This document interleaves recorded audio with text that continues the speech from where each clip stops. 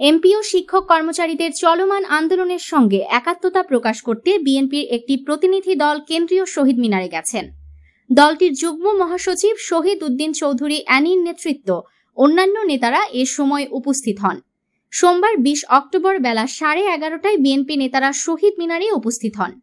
সমাবেশে শহীদ উদ্দিন চৌধুরী অ্যানি বলেন, শুধু সংস্কার করলে হবে না, শিক্ষকদের মর্যাদার জায়গায় আসীন করতে হবে। এর আগে বিএনপি মহাসচিব মির্জা ফখরুল ইসলাম আলমগীরের সঙ্গে বৈঠক করেন আন্দোলনরত শিক্ষক প্রতিনিধিরা। রোববার গুলশানে বিএনপি চেয়ারপারসনের রাজনৈতিক কার্যালয়ে এই বৈঠক হয়। উল্লেখ্য, মূল বেতনের 20% হারে বাড়ি ভাড়া, 1500 টাকা চিকিৎসা ভাতা এবং 75% উৎসব ভাতার 3 দফা দাবিতে এক সপ্তাহের বেশি সময় ধরে আন্দোলন চালিয়ে যাচ্ছেন এমপিওভুক্ত শিক্ষকরা। আন্দোলনে বিভিন্ন রাজনৈতিক দল একাত্মতা জানিয়েছে। নিউজ ডেস্ক, দৈনিক অন্যধারা।